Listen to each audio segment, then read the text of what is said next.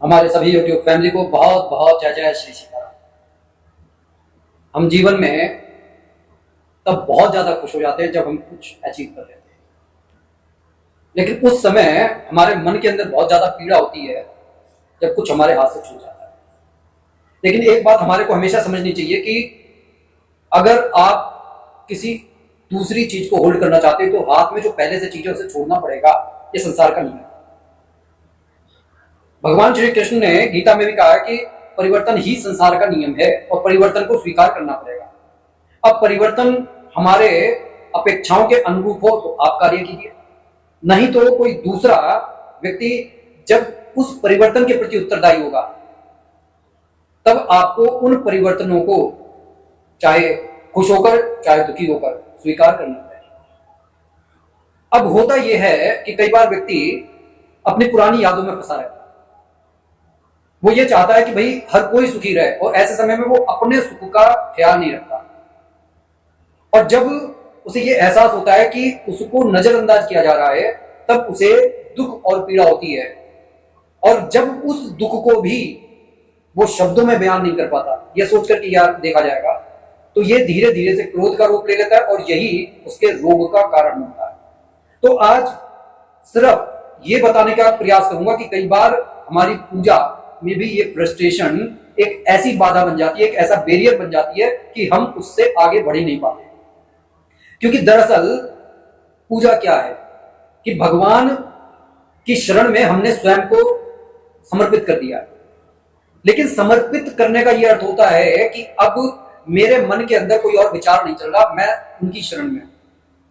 लेकिन वहां पर विचार ये चल रहे हैं कि मेरा अपमान हुआ है, किसी ने मेरा अपमान किया, किसी ने मेरा दिल दुखाया।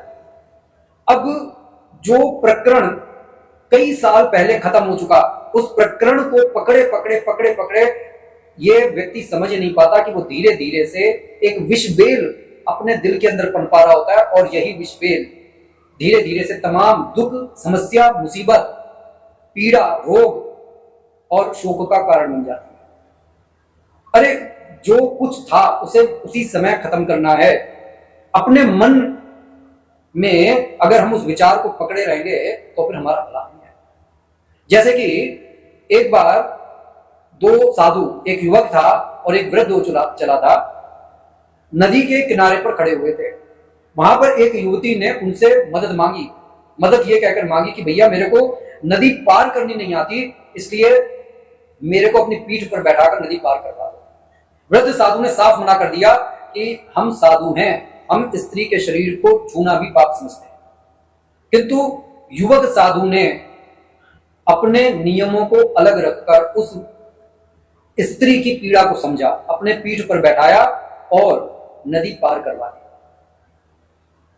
वृद्ध साधु जो था गुस्से में था। कुछ दूर चलने के बाद में युवक साधु ने जब उससे कहा कि भाई आप आज बात क्यों नहीं कर रहे, आज आप इतने उदास से लग रहे हैं, कोई बात क्यों नहीं कर रहे। उसने कहा कि तुमने उस स्त्री को जो है नदी पार करवाने के बाद एक साधुत्व की मर्यादा को खत्म कर दिया है, अब तुम साधु कहलाने के लायक नहीं हो। युवक साधु मुस्कुराया, उसने कहा मैंने तो उस स्त्री को नदी से उठाकर पार करवा दिया और वहीं पर छोड़ाया, लेकिन आप जिस साधुत्व की बात कर रहे हैं आपको समझना चाहिए कि आप तो उस स्त्री को अभी तक यहां पर उसका बिना बात के बोझा लेकर आए हैं। इस कहानी के माध्यम से सिर्फ मैं ये समझाना चाह रहा हूं कि जो बात गई उसको फिर पकड़कर बैठना नहीं है। हरिवंश राय बच्चन ने भी कहा है कि रात गई बात गई, लेकिन जब हम उसे अपने कंधे पर लिए लिए चलते हैं तो वो हमारे विनाश का कारण होती है। तो आज थोड़ी सी बातें उनको ही समझ लेते हैं कि आखिर कारण क्या है। क्योंकि गलत वो व्यक्ति भी नहीं है जिसने उस पीड़ा को सहा है, लेकिन उसे यह भी समझना होगा कि उस पीड़ा को सहने का ये मतलब नहीं है कि अब वह आगे मूव ना करे। क्योंकि अगर वो उन्हीं विचारों में डूबता रहा तो कोई ना कोई विचार उसको लपेटे में लेता रहेगा कि भैया कि मैंने तो सही किया था, मेरे साथ गलत क्यों हो गया। अब ये विचार जब वो चलाएगा तो आगे वो काम क्या करेगा, धीरे धीरे से यही विचार उसके अंदर बीमारी का कारण बनेंगे। तो सबसे जरूरी बात तो यह है कि जो मन की पीड़ा को स्पष्ट रूप में नहीं कह सकता उसी को क्रोध अधिक आता है। ये सबसे पहली और जरूरी बात है जिसे हमें समझ लेना चाहिए।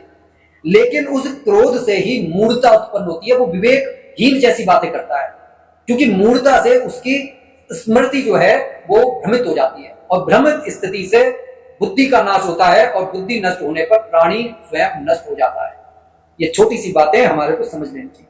अगर हम जिंदगी में विजय चाहते हैं तो आगे बढ़ना पड़ेगा, गुस्से और चिड़चिड़ेपन को हमें बिल्कुल नेगेटिव करना पड़ेगा, जीरो करना पड़ेगा। किसी के अवगुण ना देखने और अपने आलस पर विजय करने से ही हमारे संकल्प मजबूत बनते हैं और हम विजय को पाने के काबिल बनते हैं।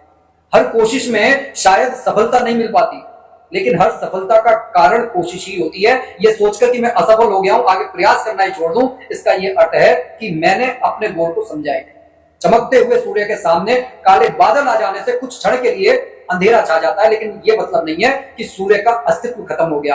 आप आज भी उतना ही मायने रखते थे जितना पहले, बस ये समझ लो कि आपको चाहे स्टेपनी की तरह इस्तेमाल किया गया, लेकिन आपकी वैल्यू थी। वैसे ही जीवन में छोटी छोटी विपत्तियां आती जाती रहेंगी। सूर्य के समान डटे रहें, हिम्मत ना हारें, आपका हौसला ही आपकी जीत है। आपके अपने ही कभी आपको समझेंगे कि आप सही थे, वो गलत थे। खुशी से बढ़कर पौष्टिक खुराक कुछ भी नहीं है, इसलिए जिसने जो कह दिया उसे छोड़ दो।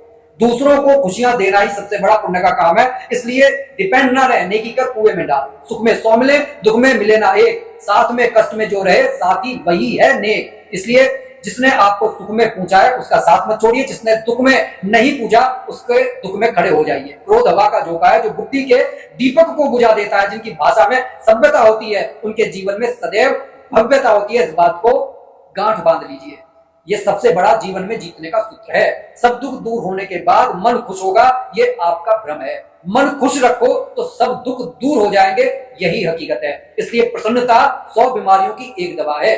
दौलत एक ऐसी तितली है जिसके पीछे दौड़ते दौड़ते लोग भगवान से और अपनों से भी दूर निकल जाते हैं। इसलिए बड़ों के द्वारा दिए गए उपदेश जो कभी कभार हमारे को ऐसे लगते हैं कि चौराहे की लाल बत्ती की तरह है, जो बुरा मानने के लिए नहीं है बल्कि हमारा जीवन सुधारने के लिए होते हैं। हमारे को एक बात ये भी समझनी चाहिए कि जिन बड़े बूढ़ों को हम अपने जीवन में बैरियर समझते हैं, उन बड़े बूढ़ों का तजुर्बा, उनका आशीर्वाद हमारे सफलता की सबसे बड़ी पूंजी है। इसलिए अपने बड़ों का ध्यान अपने से भी ज्यादा रखिए, उसके बाद में देखिए भगवान का आशीर्वाद आपको किस तरह नहीं मिलता। क्योंकि अगर आपको क्रोध भी आ रहा है तो वो आपको समझा देंगे कि बेटा इस क्रोध से कुछ हासिल नहीं होगा। जब आप उनके साथ बैठेंगे, उनकी बातों को सुनेंगे तो आप पाएंगे कि यार ये दुख तो कुछ भी है ही नहीं, ये दुख तो सिर्फ ये है कि मेरे मन का भ्रम है। बाकी लोग जो कुतर्क करेंगे कि भैया हाथ में चोट लग गई, भैया चोट लग गई, दर्द होगा, जाकर डॉक्टर के पास में अपना इलाज करवा लो। इसी के साथ मैं अपनी वाणी को विराम दे रहा हूं। अगर अच्छी लगी हो तो आगे इसे शेयर करना ना भूलें, क्योंकि और भी लोग इससे लाभ उठा सकते हैं। कमेंट बॉक्स में इष्ट देव का नाम लिखना ना भूलें, और जो भी भाई बंधु बहन हमारे चैनल पर नए हैं कृपया चैनल को सब्सक्राइब कर लें। बोलिए जय जय श्री सीताराम।